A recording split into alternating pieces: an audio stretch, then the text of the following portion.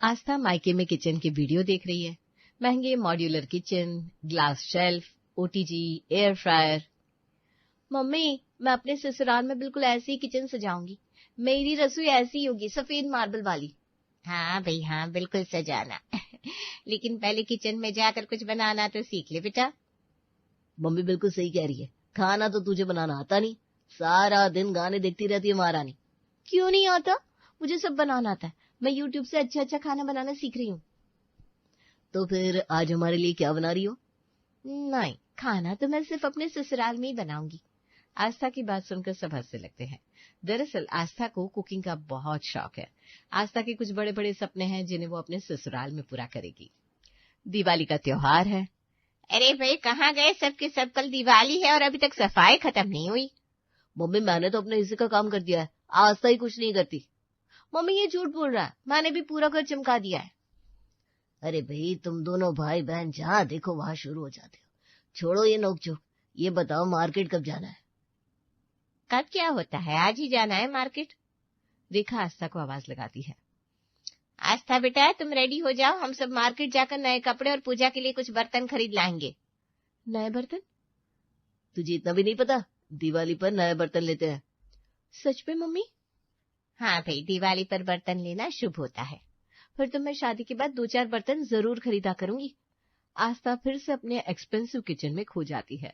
सब लोग उसकी बातों पर हंसने लगते हैं। दिवाली वाले दिन देखो ना मम्मी, कितना प्यारा कुकर है। तुम्हें इतना अच्छा लग रहा है तो मैं इसे तुम्हारे लिए रख देती हूँ। अपने साथ ससुराल ले जाना, ओके? अरे मम्मी, ये फिर से शुरू हो जाएगी। चलो हम सब छत पर जाकर पटाखे जलाते हैं। पटाखे दूर से जलाना, समझ गए ना तुम दोनों? ठीक है पापा। आस्था ने अपने परिवार के साथ मिलकर धूमधाम से दिवाली का त्योहार मनाया। रात में पूजा की और खुशी खुशी त्योहार संपन्न हुआ। अगले दिन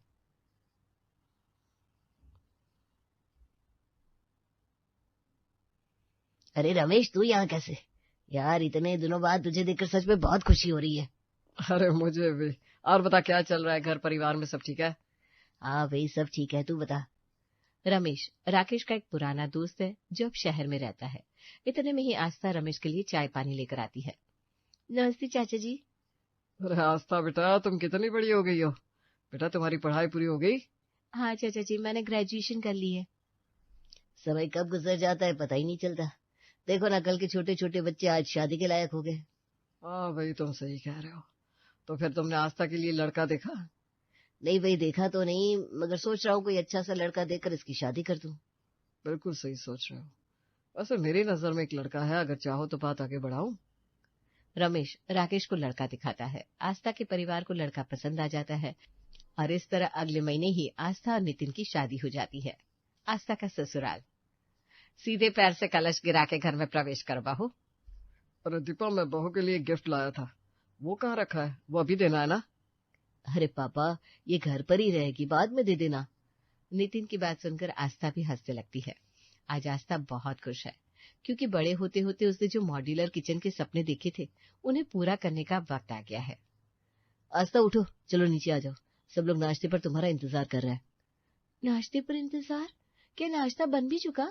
अरे हाँ बाबा, मम्मी ने बना दिया है। कह रही थी आज तुम्हारा पहला दिन है, तुम थक गई होगी, बहू किचन कल से संभालेगी। आस्था मन ही मन सोचती है, मैं तो पहले दिन ही लेट हो गई। आस्था और नितिन परिवार के साथ नाश्ता करते हैं। आस्था को अपने नए घर का किचन देखने की बहुत जल्दी है। ठीक है मम्मी, आस्था मैं काम पर जा रहा हूँ। ठीक है बेटा, ध्यान से जाना और आते वक्त खीर का सामान लेते आना। कल तुम्हारी बहू की पहली रसोई होगी। मम्मी आप मुझे लिस्ट भेज देना, मैं सारा सामान ले आऊंगा।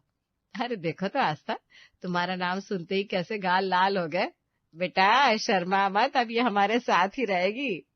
आस्था ये सारी बातें ध्यान से सुन रही है। उसे अपनी सास का नेचर बहुत अच्छा लगा। आ जाओ बेटा, मैं तुम्हें घर दिखा देती हूँ। मम्मी मंदिर से शुरुआत करते ना, भगवान जी का आशीर्वाद लेकर। हाँ बेटा, क्यों नहीं। दीपा आस्था को उसका ससुराल दिखा रही है। दोनों सास बहू बातें करते करते पूरा घर घूम लेती है, मगर जैसे ही आस्था किचन में पैर रखती है, मम्मी जी ये हमारा किचन है। हाँ बेटा, क्या हुआ, तुम्हें पसंद नहीं आया क्या? पसंद आया, बहुत अच्छा है। बेटा मैं तुम्हारी बात समझ सकती हूँ, हमारा किचन उतना मॉडर्न नहीं है जितना शायद होना चाहिए। नहीं मम्मी जी, ऐसी कोई बात नहीं है। बेटा याद रखना, किचन में खाना महंगे सामान से नहीं दिल से बनता है। आस्था सास की बात को पूरी तरह समझ नहीं पाई है, मगर उसने बचपन से जो सपना देखा था वो टूट कर बिखर चुका है। पुराना गैस चूल्हा, स्टील के जंग लगे डिब्बे, मिसमैच बर्तन, यही रसोई है। चलो बेटा, अब तुम रसोई में आ ही गई हो तो क्यों ना सास बहू के लिए एक कड़क चाय हो जाए। जी मम्मी जी, अभी लाती हूँ। वही रखा है सारा सामान, तुम ढूंढ लोगी ना। जी मम्मी जी, मैं कर लूंगी। आस्था परेशान मन से रसोई में चाय का सामान ढूंढती है। एक पुरानी केतली उठाती है, मगर उसका मन तो पूरी तरह उलझा हुआ है। शाम के समय जब नितिन घर लौटता है, लो मम्मी जी, आपने जो जो सामान कहा था सब लेकर आया हूँ। अच्छा किया बेटा तुमने। आस्था बेटा जरा इधर आना, ये देखो खीर का सारा सामान आ गया है। ठीक है मम्मी जी, मैं शाम में खीर बना दूंगी। हाँ बेटा, और भी कुछ चाहिए तो बता देना मुझे। आस्था एक समझदार लड़की है। ससुराल में मॉड्यूलर किचन न मिलने के बावजूद भी वो कोई हंगामा नहीं करती, बल्कि एडजस्ट करने की कोशिश करती है। मैं अच्छा खाना बनाने की पूरी कोशिश करूंगी, मगर मसालों के डिब्बे पर लेबल भी नहीं है। गैस की फ्लेम कितनी लो है। अरे बहू, दिखावा मायके में ठीक था, यहाँ तो प्रैक्टिकली चाहिए।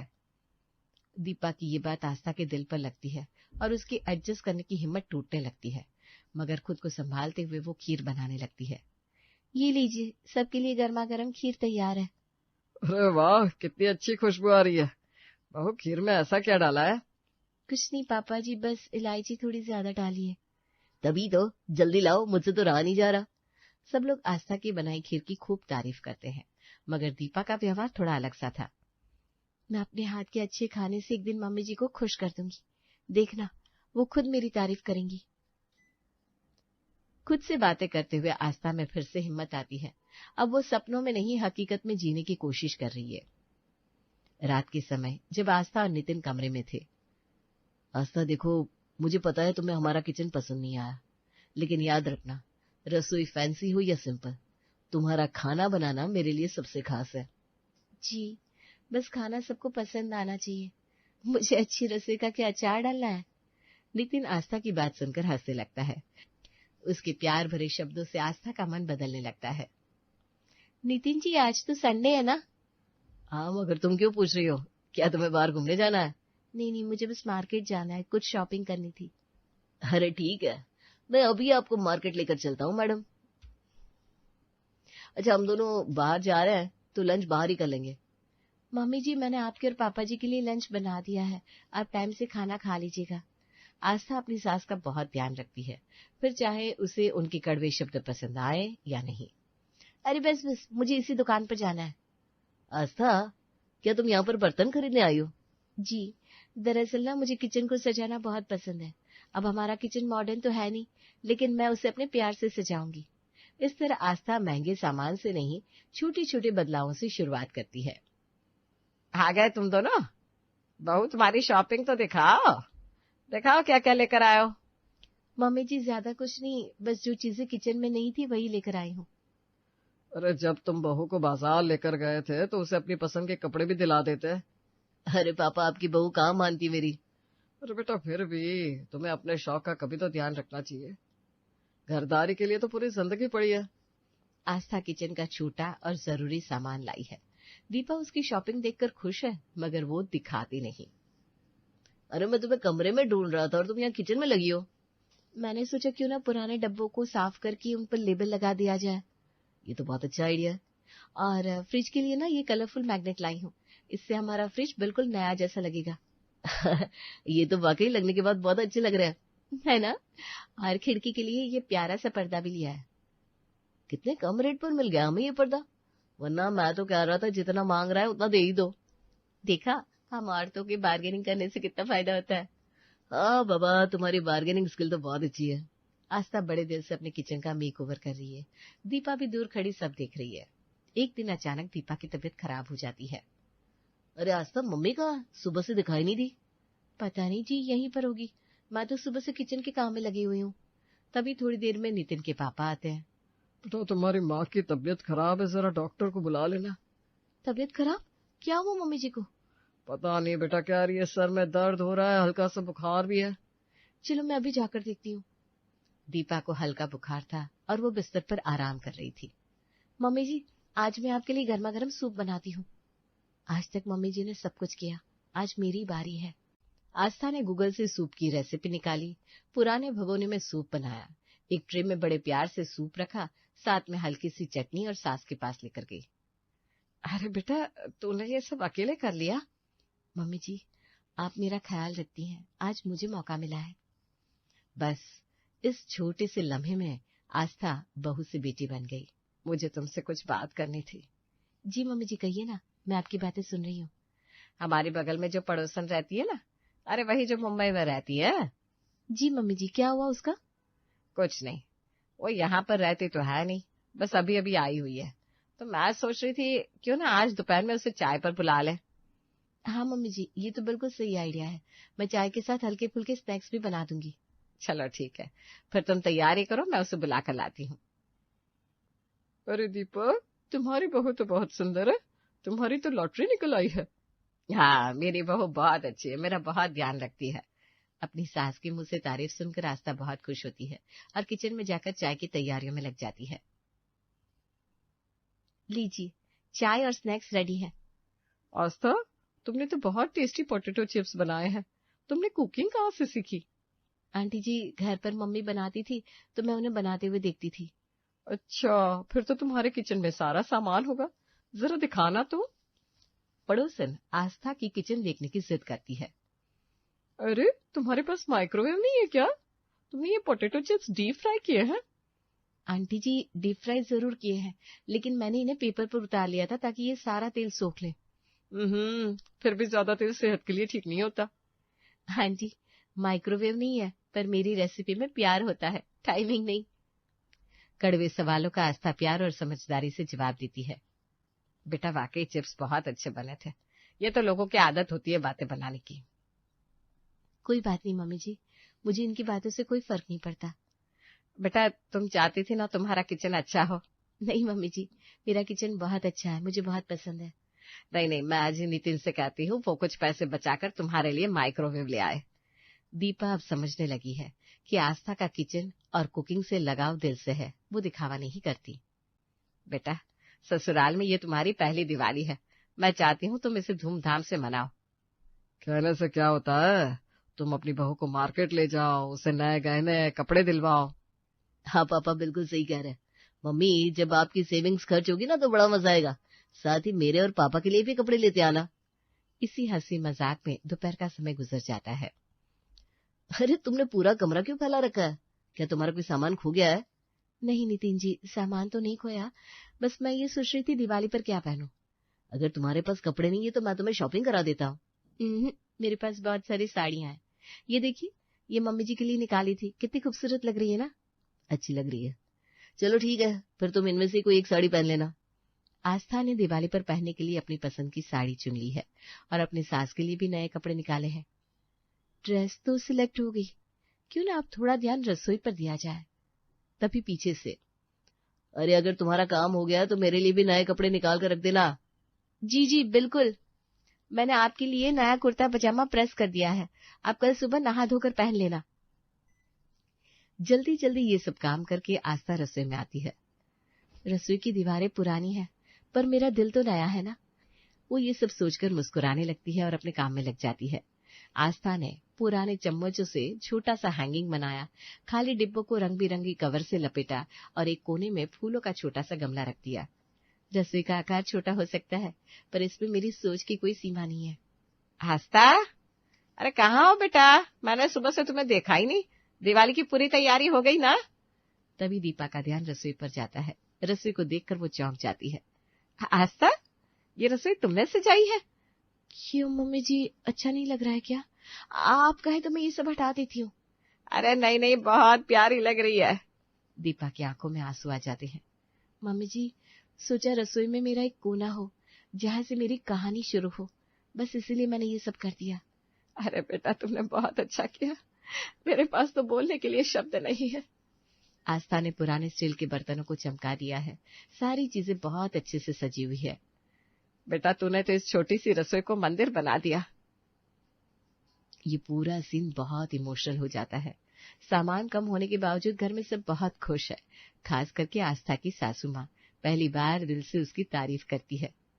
आस्था अपनी डायरी में लिखती है, मैंने सोचा था रसोई महंगे सामान से बनती है, पर आज समझ में आया कि रसोई उस औरत के जज्बे से बनती है जो उसमें हर दिन एक नई कहानी पकाती है। सेठ रामलाल जी की मुजफ्फरनगर में परचून की दुकान थी।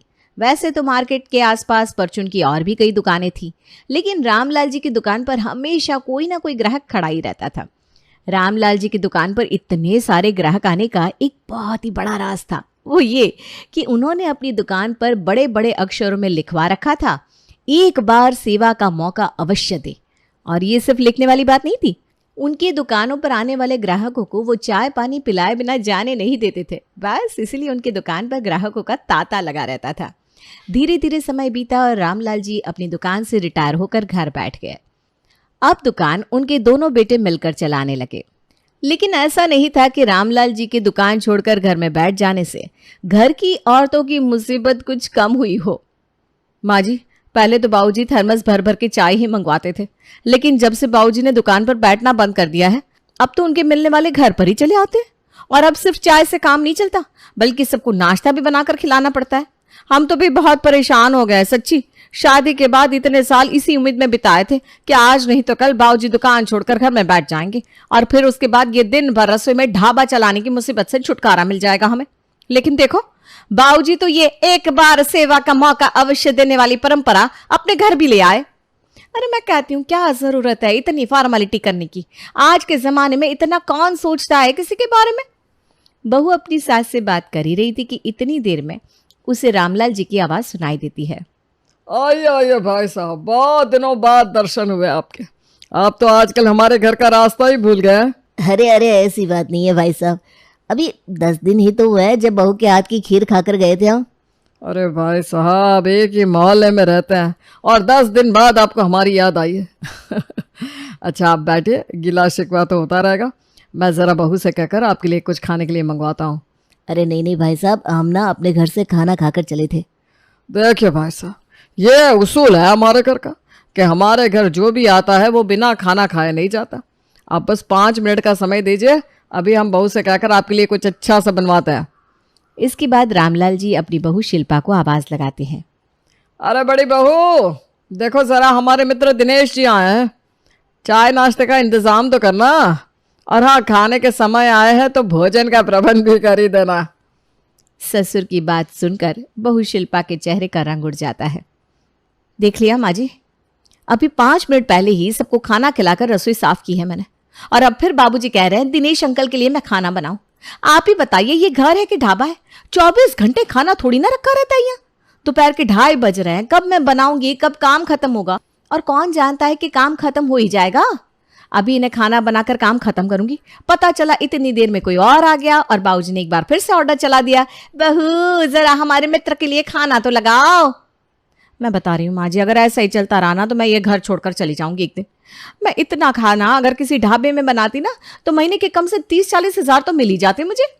घर में 1 पैसा मिलता नहीं मुझे, ऊपर से पूरा दिन खाना बनाते बनाते पागल हो जाओ सो अलग। माँ जी, आप तो हम दोनों की परेशानी समझती है ना, आप कुछ क्यों नहीं समझाती बाबूजी को?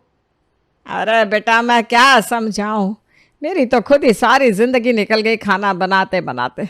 तुझे क्या लग रहा है तेरे बाबूजी आज नए नए ऐसे हुए हैं? अरे वो तो सदा से ऐसे हैं। आज तो फिर भी तुम 2 लोग मिलकर काम निपटा लेती हो। मेरे बारे में सोचो, दुकान से ही आवाज लगा देते थे, शशि जरा 2 कप चाय तो लाना।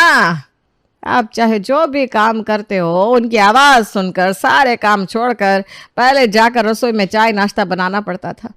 तुम्हें क्या लगता है मैंने कभी विरोध नहीं किया होगा?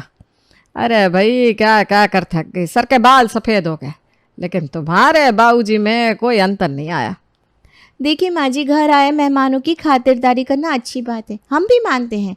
घर आए अतिथि का आदर सत्कार करना चाहिए, लेकिन आपको ऐसा नहीं लगता कि हमारे यहाँ अतिथि कुछ ज्यादा ही आते?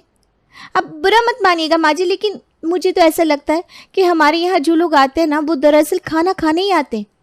अब आप ही सोचिए, 1 माचिस या 5 रुपए का बिस्कुट लेने के लिए दुकान जाने की बजाय घर पर आने की क्या जरूरत है? जानबूझकर बाबूजी के दोस्त बहाने से घर आते हैं और फिर बाबूजी उन्हें बिना खाए पीने जाने नहीं देते। अरे बेटा, सब पता है मुझे। ये जो 3 नंबर वाले गुप्ता जी है ना, देखा है तुमने, हर दूसरे दिन आकर जम जाते हैं और 2-2 घंटे से पहले हिलने का नाम नहीं लेते। अरे खूब अच्छी तरह जानती हूँ मैं, इनकी दोनों की दोनों बहू एक नंबर की नालायक है। नाश्ता तो किसी को क्या देगी, अपने सास ससुर को चाय तक नहीं पूछती। बस इसलिए हमारे यहाँ अच्छा अच्छा खाने के लिए वो बहाने से चले आते हैं, और तुम्हारे बाबूजी भी लगे रहते हैं खातिरदारी में। देखिए माँ जी, मैं नहीं जानती कि आपने इतने साल बाबूजी के साथ कैसे निभाया, लेकिन अब ज़माना बदल गया है। आजकल आप देख रही है ना, बच्चों के साथ कितनी मेहनत करनी पड़ रही है। उनकी पढ़ाई लिखाई, एक्स्ट्रा क्लासेस, कोचिंग क्लासेस, सब कुछ मैनेज करना पड़ता है। ये हमारी माँओं की तो जिम्मेदारी होती है। ऐसे में बाबूजी हैं कि 1 मिनट का भी चैन नहीं लेने देते। ऐसे कैसे चलेगा, आप ही सोचकर बताइए। देख बेटा, मैं तो थक चुकी हूँ इस बुढ़ऊ से। तुम चाहो तो बात करके देख लो, अगर तुम्हारी बात उनके समझ में आती हो तो। देख छोटी, इस घर में किसी को कोई फर्क नहीं पड़ता हमें कितनी असुविधा हो रही है। कहते हैं ना, स्वर्ग को पाने के लिए इंसान को खुद ही मरना पड़ता है। अब अगर हमें इस मुसीबत से छुटकारा चाहिए ना, तो बाबूजी से बात भी हमें ही करनी पड़ेगी। बहुत लिहाज कर लिया हमने, बस अब और नहीं। दोनों बहुएं आपस में सलाह मशवरा करती है और बाबूजी के सामने जाकर खड़ी हो जाती हैं। बाबूजी, आपको याद है ना, 2 दिन पहले जेठ जी के एक दोस्त उनसे एक पेन ड्राइव लेने के लिए घर आए थे। हाँ बेटा, उस रोहित की बात कर रही है ना, जानता हूँ मैं उसे। अरे यहीं अपनी कॉलोनी में ही तो रहता है, बड़ा प्यारा बच्चा है। जी, उसकी ही बात कर रही हूँ। आप ही बताइए, रात के 8:30 बजे आए थे वो, और वैसे भी जेठ जी से सिर्फ एक पेन ड्राइव चाहिए थी उन्हें, 2 मिनट का भी काम नहीं था। लेकिन आपने उन्हें जबरन घर में बुलाया, पहले चाय नाश्ता कराया, फिर उसके बाद मेहमानों के सामने बहू ज़रा खाना भी ले आ कह दिया। अब मेहमानों के सामने हम लोग इनकार तो नहीं कर सकते, लेकिन सच बात तो यह है ना बाबूजी कि आप भी बहुत अच्छी तरह जानते थे कि हम लोग आधे घंटे पहले ही खाना खा चुके थे। ऐसे में अगर मेहमान को खाना खिलाना है तो उसके लिए हमें फिर से खाना चढ़ाना पड़ता। लेकिन आप कभी भी इस बात की परवाह नहीं करते कि आपके बैठे बैठे आवाज़ लगा देने से हम लोगों को कितनी परेशानी होती है। और वैसे भी बाबूजी, माना कि अतिथि का सत्कार करना जरूरी होता है, लेकिन अड़ोस पड़ोस में रहने वाले लोग जो दिन में 10 बार मिलते हैं, उन्हें भी जबरदस्ती घर में बुलाकर खाना खिलाना, चाय पिलाना, ये तो गलत बात है ना। अच्छा, तो ये बात है। मेरे जानने वालों को 1 कप चाय बनाकर देने में आफत आ रही है दोनों बहुओं को। देख रही हो भाग्यवान, यही सिखा रही हो दोनों बहू को। अरे तुम्हारे हाथ में बहुओं की कमान सौंपी थी ताकि तुम उन्हें घर गृहस्थी सिखाओ, अच्छा बुरा समझाओ। यह समझाया तुमने कि ससुर को 1 कप चाय बनाने के लिए इनकार कर रही है। आप हमें गलत समझ रहे हैं बाबूजी, चाय बनाने के लिए इनकार नहीं किया हमने, लेकिन आप खाली चाय पीते कब है? आपको तो चाय के साथ स्पेशल नाश्ता चाहिए होता है और शाही खाना भी। ऐसा है ना बाबूजी कि हम दोनों तो अब थक चुके हैं, अब इससे ज्यादा खाना हमसे नहीं बन पाएगा। आप लोग ऐसा करिए, एक बावर्ची रख लीजिए, फिर उसके बाद आप सड़क चलते लोगों को भी घर में बुलाकर खाना खिलाइए। मुझे इस बात से कोई आपत्ति नहीं होगी। बहू की बात ससुर को नागवार गुजरती है और वो दोनों बहुओं को अपने दोस्तों के लिए खाना बनाने के लिए मना कर देता है। भाग्यवान, सुनती हो, मैंने घर में खाना बनाने के लिए एक बावर्ची रख लिया है। दोनों बहुओं का मुंह देखने की अब जरूरत नहीं है। तुम्हारी बहुओं के कारण क्या मैं दुनिया में उठना बैठना छोड़ दूं? देखिए जी, बहू की बात का गलत मतलब मत निकालिए। अरे इतने सालों से निभा रही है ना वो दोनों भी, परिवार में कभी किसी का आदर सम्मान करने से इनकार नहीं करती, लेकिन उनकी बात भी तो अपनी जगह ठीक है। हर सड़क चलते आदमी को घर में बिठाकर खाना खिलाना जरूरी नहीं होता। एक सीमा बना लीजिए ना कि किसको भोजन कराना है, किनको बस चाय पिलाकर चलता कर देना है। और हर आदमी जो घर पर आता है सबको जबरदस्ती पकड़कर चाय पिलाना भी मेरी नजर में जरूरी नहीं है। अब जैसे कल ही पड़ोस वाला लड़का सिर्फ एक पेन ड्राइव लेने आया था, चुपचाप उसे दरवाजे से पेन ड्राइव पकड़ाकर भेजा जा सकता था, लेकिन आपने 1 घंटे तक उसको बिठाकर रखा, ऊपर से बहू को किचन में परेशान किया। सो अलग, आपकी तो उम्र हो गई है, लेकिन बच्चों के समय की कीमत तो समझिए।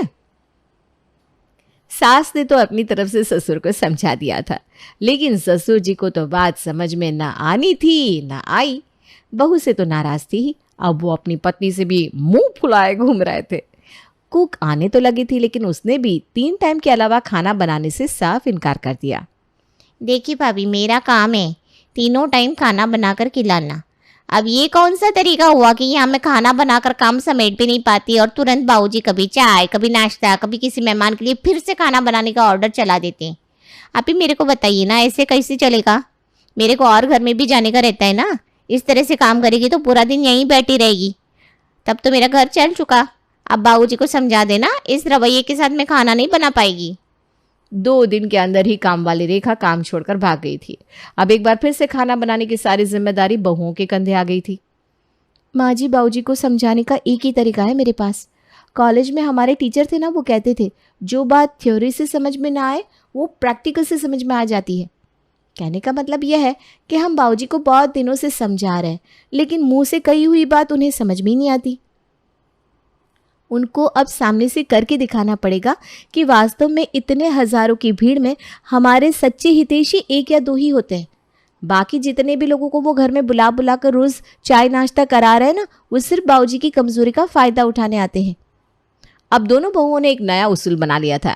घर पर कोई भी मेहमान आता तो वो उसके लिए पकवान बनाने के बजाय साधारण खाना जैसे कि दाल चावल या दलिया खिचड़ी बनाकर खिलाती। मेहमानों के लिए खीर और सेवई बनाने का रिवाज अब घर से खत्म हो चुका था। अरे भाई दिवाकर, आज रामलाल जी के यहाँ चले, कई दिनों से कुछ अच्छा नहीं खाया। अरे अच्छा खाना है तो कहीं ढाबे पर चलते हैं। रामलाल जी के यहाँ वो बात नहीं रही। अरे पिछली 2 बार से उनकी बहू चाय कम पानी उबाल कर दे जाती है और साथ में वही 5 रुपए वाला बिस्किट। अरे भैया ऐसी चाय पीने की इच्छा किसे होगी भला। और खाने का तो पूछिए ही मत भाई साहब, खाना ऐसा कि उससे अच्छा तो मेरी मिसेस बना लेती है। आंखों से कम दिखता है फिर भी। एक बार तो दाल चावल परोस दिया, दूसरी बार खिचड़ी बना ली। बस भाई साहब मैंने तो उसी दिन कसम खा ली थी कि अब चाहे दुनिया इधर की उधर हो जाए मैं रामलाल के यहाँ नहीं जाने वाला। अरे तो छोड़िए ना, मारिए गोली चाय नाश्ते को, चलिए मिलकर ही लौट आएंगे, थोड़ी देर बैठेंगे, गप्पे शप्पे होंगे और क्या। अरे देखो रामलाल के नंबर से ही फ़ोन आ रहा है, लगता है चाय पर बुलाना चाह रहा है। चलो ये भी ठीक है, खुद से चाय पर बुलाएगा तो कम से कम ढंग की चाय तो बनाकर पिलवाएगा। दिवाकर फोन उठाता है तो दूसरी तरफ से रामलाल की बहू फोन पर आती है। अंकल जी, बाबूजी ना आज नहा रहे थे कि अचानक से उनका पाँव फिसल गया और वो बाथरूम में गिर पड़े। पैर में काफ़ी चोट आई है, प्लास्टर करना पड़ा है। बाबूजी कह रहे थे कि उनके दोस्तों को मैं सूचित कर दूं, इसलिए आपको फ़ोन किया। बाकी मित्रों को भी आप बता दीजिएगा। अब हाँ हाँ क्यों नहीं बेटा, मैं सबको बता दूंगा, तुम ध्यान रखना अपने बाबूजी का। अरे भाई क्या हुआ, रामलाल का फ़ोन था क्या? अरे रामलाल की बड़ी बहू का फ़ोन था, कह रही थी बाबूजी गिर गया है, चोट लग गई है उनको। तो फिर क्या कहते हो, चले मिलकर आए रामलाल से? अरे भाई मैं नहीं जाने वाला। अरे फ़ोन पर हाल चाल ले लेंगे, कोई ज़रूरी थोड़ी ना है कि वहाँ जाकर भीड़ जमा की जाए। वैसे भी उनकी बहू के बारे में तो मैं पहले ही बता चुका हूँ, मेरी कोई इच्छा नहीं है वो पानी कम चाय पीने की। हाँ भाई बात तो तुम्हारी सही है, रामलाल जी के यहाँ जाएंगे तो बढ़िया चाय नाश्ता तो मिलेगा नहीं, और चाय में स्वाद ना हो तो बातों में भी मन नहीं लगता। ठीक ही कह रहे हैं आप, ऐसा करते हैं हम लोग नुक्कड़ वाली चाय की टपरी पर चलते हैं। लेकिन रामलाल जी का पैर टूट गया है ना। अरे तो वहीं बैठकर फ़ोन मिला लेंगे, उनसे बातें भी हो जाएगी, चलो तो सही। सभी दोस्त मिलकर नुक्कड़ की चाय की दुकान की टपरी पर जाकर बैठ जाते हैं और चाय का आनंद लेते हैं, क्योंकि पिछले कुछ महीनों से दोनों बहू ने मेहमानों की खातिरदारी करने में थोड़ा हाथ खींच लिया था, इसलिए अब मेहमान उनके यहाँ आने में कतराने लगे थे। रामलाल जी के दोस्तों और रिश्तेदारों ने भी घर जाकर उनका हालचाल लेने की ज़रूरत नहीं समझी। यहाँ तक कि पड़ोसी भी एक भी बार उनसे मिलने नहीं आए। 1 सप्ताह के बाद, बाबूजी देख लिया आपने, पिछले 1 सप्ताह में आपका एक भी दोस्त रिश्तेदार मिलने वाला आपके पास नहीं आया। आपने सोचा नहीं कि ऐसा आखिर हुआ कैसे? सोच तो मैं भी यही रहा हूँ बहू कि आखिर अचानक से सबको हो क्या गया। पहले तो दिन में 2-2 लोग मिलने चले आते थे और अब हफ्ता भर हो गया कोई झांकने तक नहीं आया। देखिए जी, माफ़ कीजिएगा, लेकिन 1 हफ्ते पहले ना हमने आपके सभी दोस्तों, रिश्तेदारों और जानने वालों को फ़ोन करके ये खबर पहुंचाई थी कि आप फिसल कर गिर गए हैं और उसके कारण पैर टूट गया है। हमें तो यही उम्मीद थी कि जैसे ही आपके जानने वालों को ये खबर मिलेगी कि आपके पैर में चोट आई है, लोग आपसे मिलने के लिए टूट पड़ेंगे। लेकिन देख लीजिए, कोई एक भी आपका जानने वाला आपसे मिलने नहीं आया। जानते हैं ये सब क्यों हुआ? क्योंकि आपकी चोट का बहाना बनाने से 2 महीने पहले से ही दोनों बहुओं ने सारी तैयारियां शुरू कर दी थी। पिछले 2 महीने से जानबूझकर जब भी कोई मेहमान आता तो बहुएं उनके लिए पानी वाली चाय बनाती और नाश्ते के नाम पर उनके सामने सस्ती और बेकार चीजें ले जाकर रख देती। जानबूझकर मैंने ही उनसे कहा था कि किसी के लिए भी कुछ भी स्पेशल बनाने की जरूरत ना है, सबको सादा खाना खिलाओ। मैं भी देखना चाहती थी कि आखिर ये लोग जो आपसे मिलने आते हैं वो वाकई आपसे मिलना चाहते हैं या हमारे घर के खाने को खाकर दावत उड़ाने आते हैं। और देखिए, बहू की बात एकदम सच निकली। आपकी बहन और इक्का दुक्का जानने वालों के अलावा और कोई भी हमारे दरवाजे पर आकर नहीं पटका, क्योंकि उन लोगों को आपके पैर टूटने से या जीने मरने से कोई फर्क नहीं पड़ता। जब तक यहाँ पर स्वादिष्ट खाना मिल रहा था वो खाने के लिए चले आते थे। जैसे ही खाना मिलना बंद हुआ आपकी फिक्र होने भी उन्हें बंद हो गई। अब तो आपको समझ में आ गया कि अभी भी नहीं? अब तो मुझे सब समझ में आ गया है भाग्यवान, तुम लोग ठीक ही कहती थी। जिन बाहर वालों के लिए मैंने सारा जीवन अपने परिवार की शांति भंग की, तुम्हें परेशान किया, ना दिन देखा ना रात, खुले दिल से सबका स्वागत किया। आज वही रिश्तेदार तबीयत खराब होने पर मुझसे मिलने तक नहीं आए। तुम तीनों ने मिलकर मेरी आंखें खोल दी है। तुम ठीक ही कहती थी, इंसान को एक बाउंड्री सेट करनी ही चाहिए कि आखिर किसको सर पर बिठाना है और किसको दूर से ही नमस्ते करनी है। हालांकि रामलाल जी ने वादा तो किया था कि अब वो किसी को भी यूं ही घर में खाना खिलाने के लिए लेकर नहीं आएंगे, लेकिन फिर भी कहते हैं ना, पुरानी आदत इतनी आसानी से छुटा नहीं करती। कौन जानता है कल को फिर वो किसी सड़क चलते आदमी को पकड़ लाए और फिर बहू को उसकी खातिरदारी करनी पड़ जाए। नई नई शादी में ननद, जिठानी, सास, इन सब शब्दों को सुनकर एक अजीब सी घबराहट महसूस होती है। लेकिन कैसा हो अगर ननद ही बन जाए जिठानी? आइए देखते हैं। देखो, अब तुम्हें इस घर में आए 10 दिन हो गए हैं। हाथों की मेहंदी को जी भरकर निहार लिया हो तो अब मेहरबानी करके डोली से उतरो और घर के काम संभालने में मदद करो। अरे दीदी, आप ऐसा क्यों कह रही हैं? मैंने कब घर के काम करने से इनकार किया? बस अभी तक माँ जी ने किसी काम के लिए कहा नहीं था तो मैंने भी किसी काम में हाथ नहीं बटाया। मेरी मम्मी ने कहा था ससुराल में जब कहा जाए तभी काम को हाथ लगाना। सबके अपने अपने रीति रिवाज होते ना, उसी के अनुसार सब होता है। अच्छा, तो मायके से ही सब ट्रेनिंग लेकर आई हो तुम? कब किसे किस बात पर क्या जवाब देना है ये तो खूब जानती हो। अभी तक किसी ने कहा नहीं था ना, तो चलो मैंने कह दिया। अब आओ, लग जाओ काम पर। आशा देविका की इकलौती ननद थी, जो देविका के पति अनुराग से 2 साल बड़ी थी। लेकिन घर में कोई उससे शादी के लिए पूछने की जहमत तक नहीं उठा पा रहा था, और कारण था आशा का मुंह फट और हिकर स्वभाव। किसी की उसके आगे बोलने की हिम्मत ही नहीं होती थी। ननद आशा का यूं काम के लिए इस तरह अपमानित करना देविका को बहुत चुभ गया था, लेकिन बड़ी ननद के सामने उसे फिलहाल कुछ न कहते हुए चुप्पी साध ली थी। कुछ देर बाद देविका रसोई में जाकर खाना बनाने लगती है। अरे बड़ी ओवर कॉन्फिडेंस हो भाई तुम। इस घर में तुमसे बड़े हैं ना, एक बार उनसे उनकी राय ले लेती।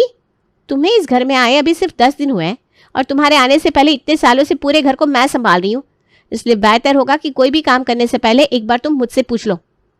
वैसे क्या बना रही हो नाश्ते में? दीदी, मैं सोच रही थी कि नाश्ते में सबके लिए कटलेट बना देती हूँ। तुम्हारे बनाने से क्या होगा? पहले ये तो पूछ लो घर में कोई कटलेट खाता भी है कि नहीं। अच्छा चलो ठीक है, अब तुमने बना दिया है तो तुम ले जाओ ये कटलेट, तुम खा लेना।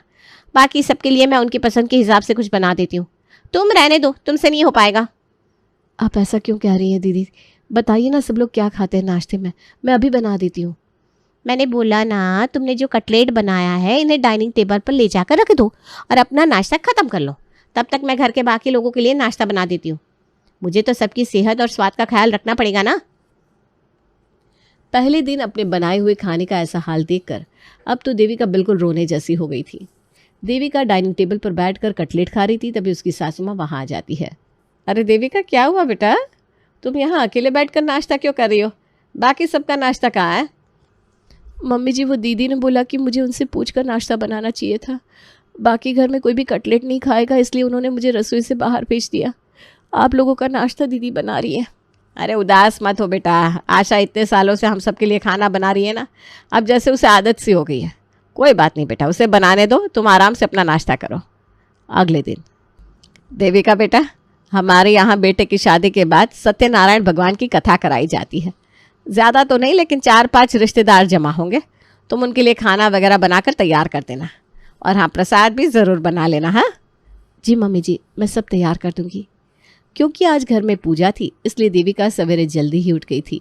नहा धोकर वो रसोई में गई तो देखा ननद आशा पहले से ही रसोई में खड़ी हुई उसे घूर रही है। माँ ने बताया था ना तुम्हें कि घर में पूजा है, कुछ मेहमान आएंगे। काम करने का मन ना हो तो पहले ही साफ साफ बता दिया करो। पहले तो काम की जिम्मेदारी लेकर बैठ गई और अब महारानी अपने कमरे में सोकर नींद पूरी कर रही है। ऐसी जिम्मेदारी संभालोगी क्या तुम घर की? क्या हुआ दीदी, आप इतना नाराज क्यों हो रही हैं? मैंने जिम्मेदारी ली थी काम संभालने के लिए, तो आ गई हूँ मैं। आ तो गई हो, लेकिन आधा काम खत्म होने के बाद। देखो घर में जितना भी काम तुम्हें दिखाई दे रहा है ना, वो सब तुम्हारी जिम्मेदारी है। इतने सालों से मैं भी सब कुछ अकेले संभाल रही थी। माँ की तबीयत तो पिछले 10 साल से खराब रहती है, उनसे तो कोई काम ही नहीं हो पाता।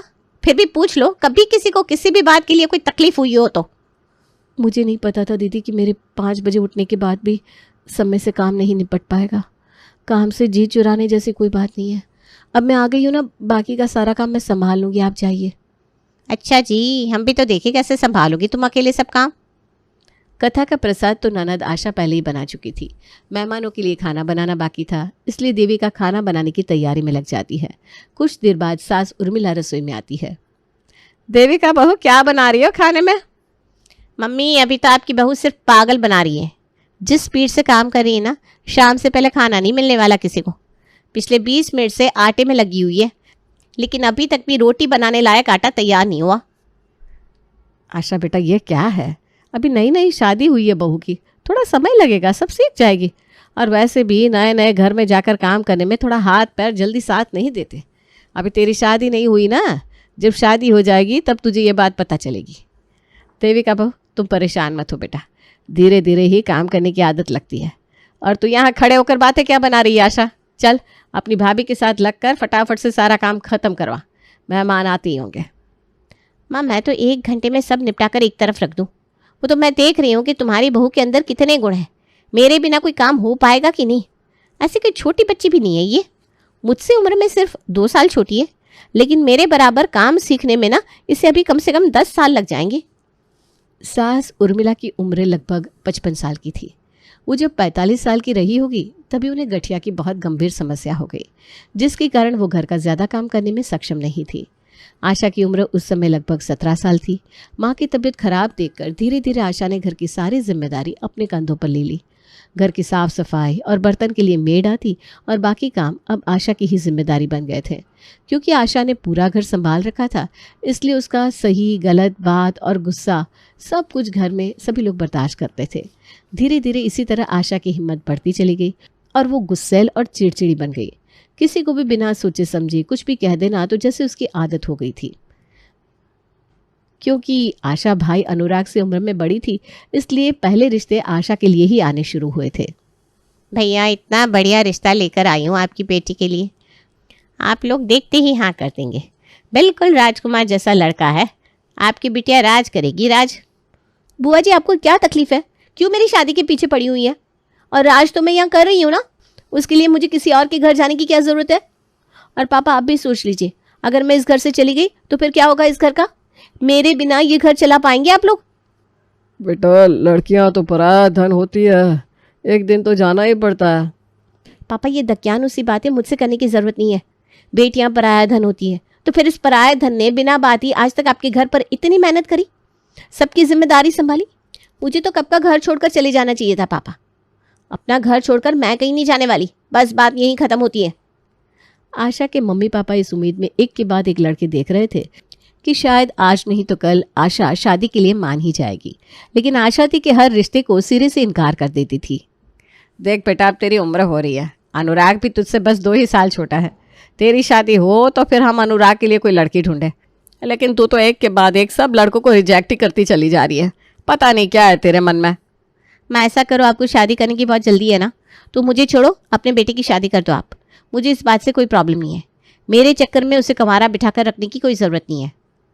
बेटी की जिद को देखते हुए आशा की माँ उर्मिला बेटे अनुराग के लिए लड़कियां देखना शुरू कर देती है और फिर जल्दी ही अनुराग का रिश्ता देविका के साथ होता है और देविका शादी करके अनुराग के घर आ जाती है। अभी तक तो सब कुछ ठीक ठाक था, लेकिन जब से देविका घर में बहू बनकर आई थी, आशा ने ऐसे रिएक्ट करना शुरू कर दिया था जैसे देविका उसकी भाभी ना हो, नौकरानी हो। आज के दिन, मम्मी, मुझे अपने लिए गोल्ड की पायल लेनी है, मार्केट चलकर दिलवा दो ना मुझे। क्या बात करिए बेटा, गोल्ड की पायल कौन पहनता है? क्यों नहीं पहनता? मैं पहनूंगी, बस 3 लाख की तो है। क्या कहा? 3 लाख? बेटा, 3 लाख की पायल तो नहीं दिला पाएंगे हम। अच्छा, अपनी बहू के लिए तो बड़ी खुशी खुशी आप सब लाई थी, बेटी को देना पड़ रहा है तो महंगा दिखाई दे रहा है। देखो मम्मी, भूलो मत, आपकी बहू को इस घर में आए सिर्फ 4 दिन हुए। इतने सालों से इस घर को मैंने ही संभाल कर रखा है। कायदे से देखा जाए तो पहला हक हर चीज़ पर सिर्फ मेरा ही बनता है, उस देविका का नहीं। लेकिन उसके लिए कुछ भी लेने से पहले आप एक बार नहीं सोचती, बेटी ने मांग लिया तो आपके चेहरे के भाव बदल गए। ऐसी बात नहीं है बेटा। अच्छा ठीक है, अगर तुम्हें ऐसा ही लगता है कि हम तुम में और बहू में कोई भेदभाव करते हैं तो ठीक है, तुम भी ले लो अपने लिए जो तुम लेना चाहती हो। आशा की जिद थी कि जितने लाख रुपए का गहना देविका के लिए आया उतने ही लाख के गहने उसे भी अपने लिए चाहिए। आशा का यूं बात बात पर अपनी भाभी को हर काम में नीचा दिखाना अब देविका की आंखों में खटकने लगा था। आखिर देविका भी कितने दिन बर्दाश्त करती, और परिणाम ये हुआ कि देविका और आशा के बीच में छोटी छोटी बातों को लेकर नोकझोंक होने लगी थी। देविका ये क्या है, कैसा खाना बनाती हो तुम? तुम्हारे हाथ की बनी हुई एक भी सब्जी मुझे समझ में नहीं आती। अब तो 6 महीने होने वाले हैं तुम्हारी शादी को। अब तक तो कोई अनाड़ी भी होता ना तो वो भी खाना बनाना सीख जाता। मुझे तो ऐसा लगता है तुम्हारा मन ही नहीं है परिवार में किसी के लिए खाना बनाने का। मैंने जो सब्जी बनाई है ना वो मन से ही बनाई है, मुझे तो कोई खराबी नहीं लग रही। बाकी लोग भी खा रहे हैं, किसी ने कुछ नहीं कहा। हर बार सिर्फ आपको ही प्रॉब्लम होती है। मुझे तो ऐसा लगता है कि आपको सब्जी से नहीं मुझसे प्रॉब्लम है, इसलिए आप मेरे हर काम में कमी निकालती हैं। मेरे हाथ के धुले बर्तन आपको साफ नजर नहीं आते, मैं सफाई कर दूं तो वहां आपको गंदगी नजर आने लगती है। मेरी रोटियां गोल नहीं होती, सब्जी में स्वाद नहीं होता। अरे कितना बर्दाश्त करेगा कोई। देखो दीदी, मैं थक गई हूँ आपकी बातें सुन सुन के। थकने से क्या होगा, थोड़ा काम में मन लगाया करो ना। तुम ढंग से रोटी बनाने लगोगी तो मैं तुम्हारी रोटी का मजाक उड़ाना छोड़ दूंगी। अरे सब्जियों में स्वाद आ जाएगा तो मैं सब्जी के लिए बोलना भी छोड़ दूंगी। और सच तो यही है ना, तुम कोई भी काम ढंग से करती नहीं हो। अगर तुम अच्छे से काम करो तो मुझे कहने का मौका क्यों मिले? और तुम कोई पहली बार तो इस घर में काम नहीं कर रही हो ना। इतने सालों से मैं भी घर में काम करती थी, सब कुछ एकदम चाक चौबंद रखा हुआ था मैंने। जब से तुम आई हो कभी कोई सामान अपनी जगह पर नहीं मिलता। इसका तो यही मतलब है ना, तुमसे ये घर संभल नहीं रहा है। ठीक है माँ जी, आप ऐसा करिए, घर के काम दीदी से ही करा लीजिए, क्योंकि इनको ही तो सब आता है, मुझे तो कुछ आता ही नहीं है। आशा क्या है ये, अपनी भाभी के साथ कोई इस तरह से बात करता है क्या? इस घर की बहू है वो, कुछ अकल है तुम्हारे अंदर की नहीं? और तुम दोनों को देखकर ऐसा लगता ही नहीं कि तुम ननद भाभी हो, तुम तो देवरानी जेठानी की तरह झगड़ा करती हो। और देविका बेटा, आज आशा घर में है, कल को शादी होगी, अपने घर चली जाएगी। इस तरह से छोटी छोटी बातों पर बहस करना अच्छा लगता है क्या? माँ जी, मैं भी तो यही चाहती हूँ कि दीदी शादी करके अपने घर चली जाए, ताकि मैं भी सुकून से अपना घर संभाल सकूँ। ये बात आप अपनी बेटी को समझाइए ना कि ये घर उनका नहीं है, तो अपनी ये दादागिरी जाकर अपने घर में चलाए। कभी कभी तो मुझे ऐसा लगता है कि इस घर में शादी करके मैंने गलती कर दी। कायदे से तो आपको पहले बेटी की शादी करनी चाहिए थी। अगर इनकी समय से शादी हो गई होती तो आज मेरी जिंदगी ऐसी ना होती। तुम्हारी हिम्मत कैसे हुई देविका मेरे बारे में यह सब बोलने की? मेहमान नहीं हूँ, ये मेरा घर है। इसी घर में पैदा हुई हूँ मैं, और हक से जीवन भर इसी घर में रहूंगी। देखती हूँ क्या बिगाड़ लोगी तुम मेरा। और माँ, मुझे ना अब इस देविका की शक्ल भी नहीं देखनी। आप इस घर के हिस्से कर दो, मैं इस देविका को 1 मिनट भी बर्दाश्त नहीं कर सकती। अरे कैसी पागलों जैसी बात कर रही है तू। देवरानी जेठानी में बंटवारा हुआ करता है, ये ननद और भुजाई में बंटवारे कब से होने लगे? और हम कहाँ जाए, बेटी के पास कि बहू के पास? आपको कहीं जाने की क्या जरूरत है मम्मी? भगाओ इसको ऊपर वाले फ्लोर पर। हम लोग तो जैसे रहते थे वैसे ही आराम से रहेंगे अपने घर में। बाहर से तो ये आई है ना, सारा बवाल इसके आने के बाद से ही तो शुरू हुआ है। चुप कर, मैं क्यों अपनी बहू को घर से अलग कर दूं? और उसके आने के बाद कोई बवाल शुरू नहीं हुआ तो भी कोई कम नहीं है। कुछ देर बाद, माँ पापा, आप लोग मुझे गलत मत समझना, लेकिन देविका आशा के साथ इस घर में नहीं रहना चाहती। वो कह रही कि उसके लिए आप अलग रसोई बनवा कर दे दीजिए। आप लोगों का खाना बनाने में, कोई भी काम करने में उसे कोई एतराज़ नहीं है, लेकिन आशा के साथ अब उसका गुजारा नहीं हो पाएगा।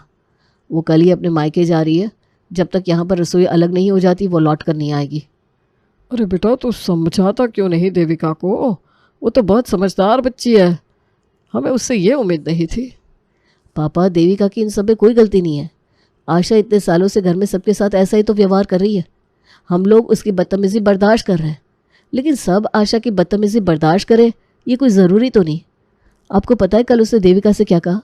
बोल रही थी किसी गलत फहमी में मत रहना, खानदान की इकलौती वारिस तुम हो, इस घर में जो कुछ भी है उसका आधा हिस्सा मेरा है, प्रॉपर्टी हो या ज्वेलरी, सब कुछ बराबर बराबर बटेगा। मुझे लगता है कि सही समय पर अगर आशा की शादी नहीं हुई ना, तो हमारे घर के टुकड़े होने से कोई नहीं रोक सकता। अरे लेकिन कौन समझाएगा उसे शादी के लिए? वो तो शादी के लिए तैयार ही नहीं है। ऐसे नहीं करेगी वो शादी। उसे एहसास दिलाना होगा कि अब यहाँ उसका गुजारा नहीं है। अगले दिन, देविका, तुम कुछ भी ढंग से नहीं बनाती, कोई भी मन से नहीं खाएगा। तुम रहने दो, मैं सबको अपने हाथों से बनाकर आलू के पराठे खिलाऊंगी। आशा, रसोई संभालने का काम बहू का होता है, तुम रसोई से बाहर आओ। देविका को करने दो जैसा उसे आता है। और तुमसे किसने कहा कि हम उसके हाथ का खाना नहीं खाएंगे? हमें कोई दिक्कत नहीं है, बनाने दो उसे। मम्मी लेकिन लेकिन कुछ नहीं, मैंने कहा ना बनाने दो देविका को। देविका, अभी तुमने यहाँ पोछा लगाया और देखो फिर से मक्खियां घूमने लगी। यहाँ बिल्कुल भी सफाई नहीं है तुम्हारे हाथ में। देविका, तुम्हें इसकी बातों पर ज्यादा ध्यान देने की जरूरत नहीं है, दोबारा पोछा लगाने की भी जरूरत नहीं है। तुम जाओ अपना काम करो। आशा, तुम्हें ज्यादा परेशानी हो रही है तो अपने कमरे की खुद ही सफाई कर लिया करो, बाकी घर की सफाई देविका करेगी। देविका बहू, ये लो, ये हमारा खानदानी हार और कंगन है। आज हम लोग तुम्हारी चाची के यहाँ शादी में चल रहे हैं। तुम हमारा ये पुश्तैनी जेवर पहन कर ही तैयार होना। और ये लहंगा मंगवाया है मैंने तुम्हारे लिए स्पेशल राजस्थान से। बिल्कुल राजकुमारी की तरह तैयार होकर आ जाओ बेटा। मम्मी, सब कुछ अपनी बहू के लिए ही खरीदा, मेरे लिए कुछ लाई कि नहीं? मैं शादी में क्या पहन कर जाऊंगी? मेरे जेवर कहाँ हैं? बेटा, ये पुश्तैनी जेवर है, इन पर सिर्फ बहू का अधिकार होता है, बेटियों का नहीं। और तुम्हारा क्या है? तुम्हारी कौन सी शादी हुई है जो तुम 16 श्रृंगार करके शादी में जाओगी? तुम तो कुछ भी पहन लो, तुम्हें वहाँ कौन देखने वाला है। आशा को समझ में आ रहा था कि माँ हो या पापा, सभी लोग अब हर छोटी बड़ी बात पर सिर्फ देविका को ही सपोर्ट करते हैं। आशा की बातों की जैसे घर में कोई वैल्यू ही नहीं रह गई थी। और आज जो माँ ने उसे कहा वो बात तो उसके दिल में बहुत गहरे तक धंस गई थी। हर चीज पर अगर बहू का ही अधिकार होता है माँ, तो मुझे समझ में नहीं आ रहा मैं घर में क्यों हूँ। घर में क्या आएगा, क्या बनेगा, गहने कपड़े, हर बात का अधिकार तो आपने अपनी बहू को दे दिया। मुझे ऐसा लगने लगा है कि अब मेरी इस घर में कोई जगह ही नहीं है।